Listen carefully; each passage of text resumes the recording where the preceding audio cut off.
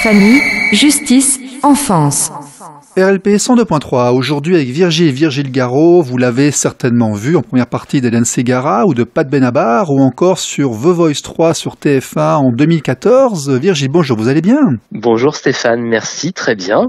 Très bien, écoute déjà, merci beaucoup d'être venu nous voir parce que on t'a croisé sur Internet ces dernières semaines avec un titre La prochaine audience qui nous a beaucoup ému. D'où vient ce titre en fait et comment t'es venue cette inspiration? Pourquoi ce sujet? Eh ben naturellement, j'ai envie de dire parce que je raconte mon parcours de papa avec ce qui s'est passé dans ma vie, voilà, parce que voilà, j'ai comme voilà, on écoutera le titre, hein, voilà, il suffit à lui-même pour en parler, mais je raconte mon parcours de papa difficile avec la privation de ma petite fille pendant quelques années et le combat judiciaire pour pouvoir l'avoir, quoi, tout simplement. Pendant 2 ans, c'était très compliqué pour moi d'en parler, mais à un moment j'ai voulu quand même dire les choses parce que j'avais besoin pour me libérer de cela et peut-être aussi en parler parce que ça pouvait aider des papas ou même des mamans aussi, hein, qui sont dans ce cas. Et j'ai contacté donc mon auteur François Velgreen pour lui parler de ce qui se passait dans ma vie et je lui ai dit écoute, c'était un peu de temps pour pouvoir m'aider à écrire une chanson. Et écoute, ce sera avec plaisir parce que bon, cet auteur-là, François Velgreen, qui a écrit par exemple Ritano de Kenji, des chansons pour Abel Ben, Céline Dion, Johnny Hallyday, donc il avait peut-être d'autres choses à faire que d'écrire une chanson. Et 3 jours après mon coup de téléphone, la chanson existait, quoi. Voilà. D'accord. Eh ben écoute, on va l'écouter. On va écouter cette œuvre en fait. Hein. Ne bougez pas. C'est tout de suite sur RLP.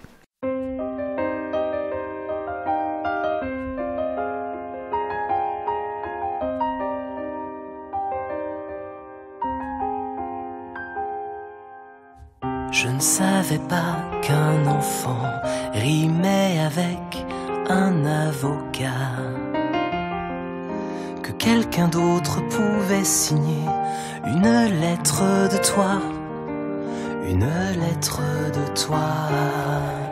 Je n'imaginais pas que le temps pouvait jouer de ces jeux-là, qu'un jour ou l'autre il y aurait soudain vous et puis moi, vous et puis moi. Et en attendant la prochaine audience, je perds mes élans et mes évidences. Je ne sais plus ce que je pense, à part que je souffre de tout ce silence, de ce qu'on a pris de mon innocence. Mon Dieu, quelle est lourde la distance, le vide immense en attendant la prochaine audience. Et je compte les jours, les semaines qui rapprocheront le retour de sa petite dégaine qui me rappelle ce qu'est l'amour, ce qu'est l'amour. Et en attendant la prochaine audience, je n'arrive plus à danser la danse. Qu'est-ce qu'il reste au fond du ventre, à part que je souffre de tout ce silence, de ce qu'on a pris de mon innocence. Mon Dieu, quelle est lourde la distance, pour ce que j'endure à creuser l'absence, quand on me censure de son innocence. Je n'imaginais pas la violence. Je dois faire des listes longues, des objections et des demandes, de ces raisons que j'avance. Je dois réinventer le monde, battre les mots de la décence en attendant la prochaine audience, la prochaine audience.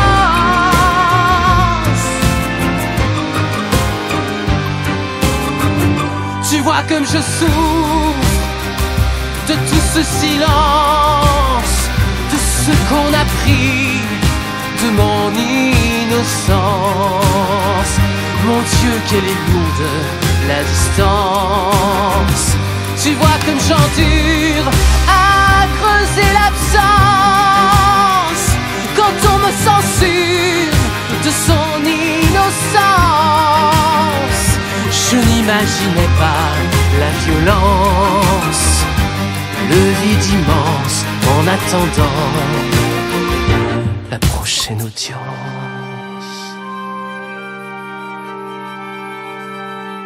La prochaine audience de Virgile Garot sur RLP. Alors, Virgile, au niveau actualité, est-ce que ce titre correspond avec un nouvel album ? Alors, il y aura un EP, alors ce sera pas un album, ce sera un EP qui sortira sûrement après l'été. Un EP, ça coûte des sous à produire. Moi, je suis autoproduit, donc j'ai pas de grosse production, donc forcément c'est un peu compliqué de sortir des choses. Mais en tout cas, les 3 autres titres de cet EP sortiront dans l'été, digitalement, c'est-à-dire sur les plateformes musicales, et en physique après l'été. Voilà. D'accord. Très bien. Voilà. Alors, tu avais déjà sorti il y a quelques années, je crois, un single qui s'appelle Téléporte-moi, qui avait parcouru un peu les ondes, je crois également, non ? Oui, j'ai eu la chance de passer sur France Bleu. Alors France Bleu, différents France Bleu, mais France Bleu National aussi, sur quelques radios aussi dans ma région et un peu partout en France, parce que alors je spoil peut-être un petit peu ce que tu vas dire tout à l'heure, mais grâce à Hélène qui est ma marraine artistique, du coup j'ai pu parcourir la France avec elle, la Suisse et la Belgique, et du coup forcément à chaque concert, voilà, il y a quelques radios qui m'ont proposé et qui m'ont proposé de passer sur leur zone, quoi. Voilà, tout simplement. Oh, effectivement, Hélène Ségara, je crois, c'est un peu la première artiste. Bon, si on oublie, effectivement, elle est fort bonne quand tu avais 5 ans, mais Hélène Ségara, c'est la première artiste qui t'a véritablement emmené sur scène dans sa tournée avec une voix. Enfin, Hélène, c'est une voix aussi, donc je pense que vous êtes bien trouvés tous les deux. Comment ça se fait ? Pourquoi Hélène ? Qu'est-ce qui s'est passé entre vous ? Et on s'est rencontrés en 2007. En 2007, lors de sa tournée, elle cherchait dans chaque ville, avec une radio concurrente à la vôtre, un artiste pour chanter Vivo Perley avec elle en duo. J'ai eu la chance de faire l'audition et de savoir à 19h que je chanterais avec elle à 20h30. Voilà, dans une grande salle du Mans qui s'appelle le Palais des Congrès du Mans. C'est toujours comme ça. Voilà, et puis en fait, il se trouve que on s'est revus donc en 2008. Entre 2008 et 2012, on s'est pas recroisés. En 2012, j'ai forcé un petit peu les choses en un de ses concerts pour parler un peu plus brièvement, et j'ai rechanté avec elle. Elle m'a dit écoute, tu viens chanter avec moi quand tu veux, et j'ai suivi toute sa tournée, c'est-à-dire elle a eu une tournée entre 2012 et 2013 et j'ai fait une 50aine de dates avec elle. En 2015, on est reparti en tournée, on a fait une 50aine de dates. Voilà, de fil en aiguille, j'ai fait un duo, Vivo Perley, 2 duos, j'ai fait ses premières parties avec mes chansons, j'ai rencontré François Velgreen, l'auteur, c'est pour ça que j'ai fait mon premier EP, etc. Mais il y a beaucoup de choses qui sont débloquées grâce à elle, parce que c'est vrai, quand on a une marraine qui est aussi populaire qu'Hélène Ségara, je veux dire, qui ne connaît pas Hélène Ségara, voilà. En plus, elle a un capital sympathie auprès du public, et ce capital sympathie, il est réel parce qu'elle est réellement très sympathique. Donc, forcément, ça touche les gens. Oui, et puis il y a un niveau aussi, au niveau vocal. Hein. Et puis oui, tout à fait. Et puis elle est fidèle en amitié, elle est fidèle avec son public. Je connais peu d'artistes qui connaissent par leur prénom leurs fans. Je veux dire, pendant le concert, elle dit bonjour à ses fans par leur prénom, quoi. Voilà, c'est impressionnant. D'accord, ok. Et dernièrement, tu as tourné aussi avec Benabar. Oui, alors là, c'était quelques dates. Hein. C'était très ponctuel. Un artiste très très sympathique aussi. J'ai de la chance. Je suis entouré de tout le monde n'est pas comme ça, hein, mais franchement, je vais avoir de bonnes ondes. C'est le cas de le dire. Des artistes très sympathiques, et Benabar, je suis allé à plein ses concerts et je rêvais un jour de le rencontrer parce que j'adore ce qu'il fait. Voilà, ses chansons, c'est une histoire à chaque fois, c'est très original, il ironise, il a une patte, ouais, et franchement, j'étais fan avant de pouvoir faire ses premières parties. C'était vraiment un réel bonheur, quoi. D'accord, ok, très bien. Eh ben écoute, ce que je te propose, c'est d'écouter maintenant Téléporte-moi, qui est sorti en 2015, puis qui mérite d'être entendu. C'est pour vous, c'est sur RLP, ne bougez pas.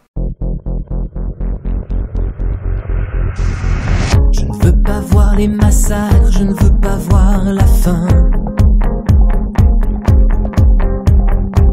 La fin de notre monde, quand il n'y aura plus rien. Plus ta peau contre ma peau, plus ta main dans ma main. Que dégoûtant nage de zoo de mon cœur loin du tien. Alors si c'était ailleurs, ça durerait peut-être un peu plus près du bonheur. Ailleurs, ça doit être mieux. Téléporte-moi, téléporte-moi. Il doit bien y avoir un endroit où je respire, où tu me serres dans tes bras. Téléporte-moi, téléporte-moi. Il doit y avoir d'autres passés, d'autres avenirs, où tu ne m'échappes pas. Téléporte-moi.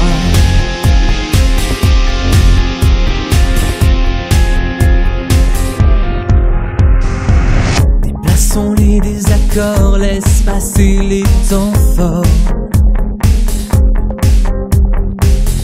Les jours sans sourire, vivant mais déjà mort. C'est l'empire du non-sens, ses regrets, ses absences. Des milliards de questions et le noir qui s'avance. Alors si c'était ailleurs, ça durerait peut-être un peu plus près du bonheur. Ailleurs, ça doit être mieux.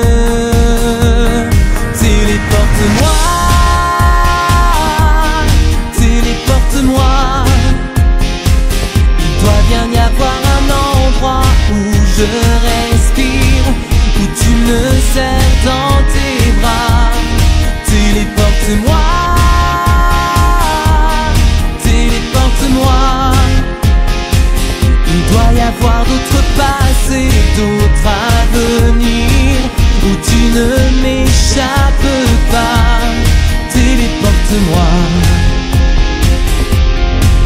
Ça existe, ou ça n'existe pas. Je ferme les yeux, je ferme les yeux et je te vois. Je ne sais plus bien à quoi je crois. Et je m'accroche à ce qu'il me reste de toi. Téléporte-moi, téléporte-moi. Téléporte-moi, téléporte-moi. Il doit bien y avoir un endroit où je respire, où tu me serres dans tes bras. Téléporte-moi, téléporte-moi. Il doit y avoir d'autres passés, d'autres avenirs, où tu ne m'échappes pas.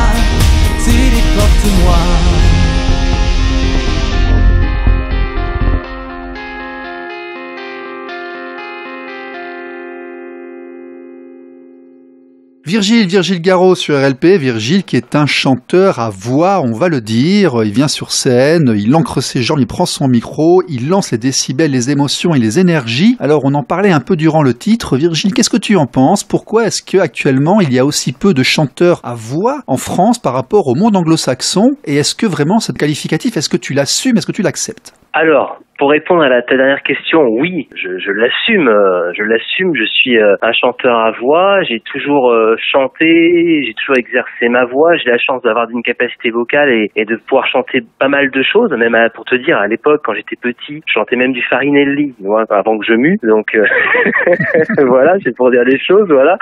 Mais oui, je l'assume complètement. Malheureusement, effectivement, pour répondre à ta première question, je trouve, alors c'est mon avis et apparemment c'est le nôtre. Effectivement, en France, c'est pas la mode. C'est pas la mode. Après, j'ai envie de dire, c'est les producteurs et les maisons de disques qui créent la mode. Hein. C'est comme les maisons de couture. Ils proposent des chanteurs à voix. Il y a un public pour ça. Moi, je le sais parce que après mes concerts, les gens demandent. Ils disent, pourquoi on vous voit pas plus à la télé? Il y a des gens qui chantent moins de voix que vous. Il y a pas que la voix. Il y a aussi l'émotion. Il y a pas que la voix. Mais je suis sûr qu'il y a un public pour ça. Et je pense que malheureusement, voilà, c'est une mode. Peut-être qu'on y reviendra plus tard. Voilà, je ne sais pas, mais effectivement, moi, les Johnny Hallyday, Michel Sardou, qui sont quand même des chanteurs à voix, ça me manque. C'est une mode. Après, voilà, j'écoute beaucoup de choses. Il y a pas que les chanteurs à voix qui me font vibrer, mais c'est vrai quand même que Lara Fabian, Hélène Ségara, Bruno Pelletier, qui faisait aussi une sacrée voix. Enfin voilà, ça me manque un peu, ouais, effectivement. C'est vrai, dans le monde anglo-saxon, on trouve vraiment cette espèce de vie, d'émotion d'artistes qui, ils sont vraiment en pleine capacité de leurs émotions et ils sont vivants, quoi. On les ressent bien vraiment sûr. Comme ça sur scène, bien sûr. Bien sûr. Tiens, d'ailleurs, on va enchaîner. Quelles sont tes influences? Qu'est-ce qui a fait le Virgile Garot d'aujourd'hui? D'où vient-il? De quoi s'est-il nourri? Alors moi, j'écoutais beaucoup forcément ce que mes parents écoutaient à la maison. Alors Michel Sardou, Johnny Hallyday, Goldman, Laurent Voulzy. Moi, pour te dire, mon premier concert, le premier concert que j'ai fait avec mes parents, c'était Michel Sardou. J'avais 4 ans, on était voir à l'Olympia, tu vois. Wow. Deuxième concert, Johnny à Bercy, j'avais 5 ans. Alors forcément, ça laisse des séquelles, mais de bonnes séquelles, je suis fier. Ah, c'est des grands, voilà. Là, c'est des maîtres, hein. Voilà, même à l'époque, tu vois, à l'époque, il y avait des belles émissions de variété, Sacrée Soirée, Champs-Élysées. Enfin, il y avait de sacrées belles émissions de variété. Même avant moi, il y avait Mariti, Gilbert Carpentier. Alors moi, que j'ai pas connu, mais que mes parents parlaient. Les gens étaient bien habillés, ça faisait rêver. Moi, c'est ça qui m'a donné envie de faire le métier que j'ai la chance de faire. C'est ces gens-là et ces émissions-là et ces concerts-là. Quand j'ai vu Michel Sardou rentrer sur scène, c'est ça que je veux faire comme métier. Mes camarades à l'école voulaient être pompiers, gendarmes. Moi, je voulais déjà être chanteur. Voilà. Ben écoute, je crois que tu l'es, hein, on peut dire ça. D'ailleurs, écoute, oui. Quels sont tes projets, ton actualité? Qu'est-ce qui va se passer pour Virgile Garot bientôt là? Alors les projets là, c'est la tournée d'été. J'ai une 25-26 dates donc sur la côte. J'ai une troupe de spectacles dont je m'occupe aussi. On a différents spectacles à thème, donc on tourne pas mal avec ça aussi. J'ai quelques dates avec Hélène Ségara, le 28 juillet à Luc-sur-Mer en Normandie, Argelès-Gazost le 10 août, 14 août Yport à côté d'Étretat. Pas mal de dates. La sortie physique sûrement après l'été de mon EP. Voilà. Écoute, pas mal de choses.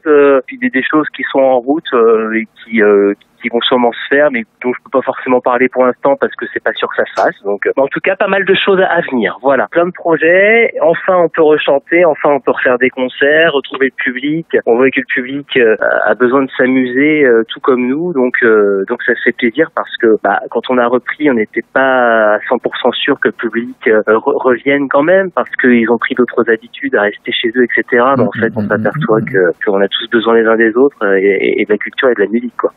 Ok, c'est super. Eh ben, écoute, si tu passes en Dordogne, surtout, tu préviens RLP, qu'on puisse le dire sur nos antennes à longueur de journée, là, que ça se sache. Puis écoute, on est extrêmement heureux que tu sois venu nous voir, que nous accorder un peu ce temps, là, pour nous parler de toi. C'est moi qui te remercie. Ben, écoute, c'était quand même très sympa. Et puis donc, n'oubliez pas, là, la prochaine audience, téléportez-moi, Virgile Garot, un chanteur à voix et à émotion qui porte les thèmes de son époque, on va le dire, hein, c'est ce que tu as fait avec la prochaine audience aussi. Les actes d'actualité, ressentir ce qui se passe dans la société, arriver à le retransmettre avec ses émotions et ses énergies. Et ben écoute, au nom de tous ceux qui ont vibré sur ce titre, je t'en remercie. Merci Virgile. Merci Stéphane, merci de ton accueil. Et donc tout de suite, pour conclure, le dernier single de Virgile Garot, Le Monde Change, sur RLP.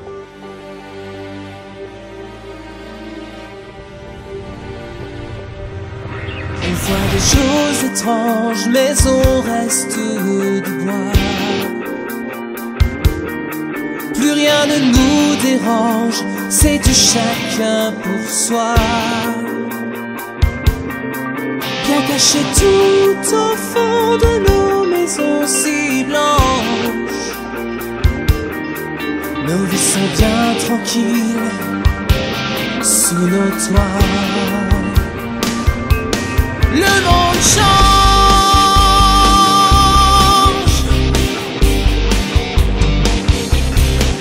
on voit des tours qui tombent, mais nos yeux restent froids. Des enfants sous les bombes, des esclaves qu'on broie. Serrés dans nos maisons, nouvelles catacombes. Nos vies sont bien fragiles sous nos toits. Le monde change.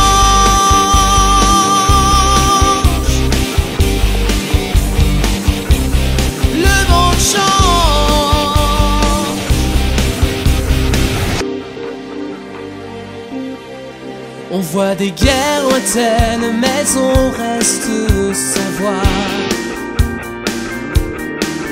Avec nos cœurs d'ébène, c'est du chacun pour soi. Calés dans nos cocons, loin de toutes ces haines.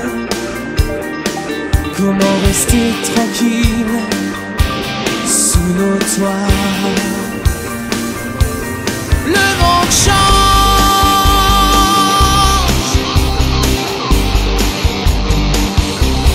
Le monde change.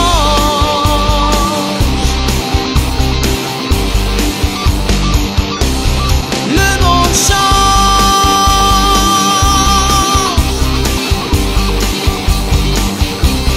Le monde change.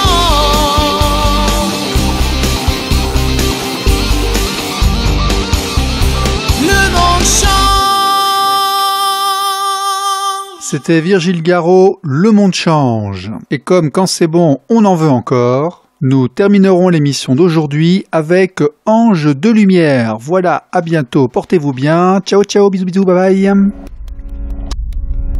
Dans tes yeux je peux lire les gouttes d'eau, les mots de feu.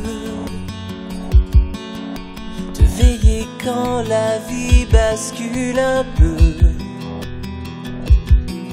Te donner du chaud et du mieux pour que tout soit plus lumineux. D'amour je serai là, marchant dans tes pas, pour que dans mon regard tu trouves le chemin où aller. Je serai ton ange de lumière, gardien des colères. Dans les jours noirs sans soleil, je te donnerai mes ailes. Je serai là où tu attends, là sous le vent. Quand la vie avance à l'envers, je serai ton ange de lumière.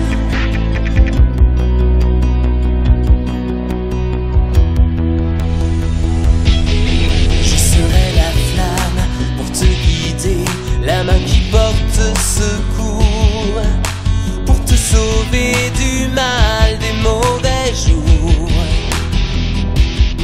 Si l'amour n'est pas à ta portée, laisse-moi au moins te donner le dévouement d'un ami de toujours. Je serai la voix qui vient du ciel et qui t'appelle. Je serai ton ange de lumière, gardien des colères. Dans les jours noirs sans soleil, je te donnerai mes ailes. Je serai là où tu attends, là sous le vent. Quand la vie avance à l'envers, je serai ton ange de lumière.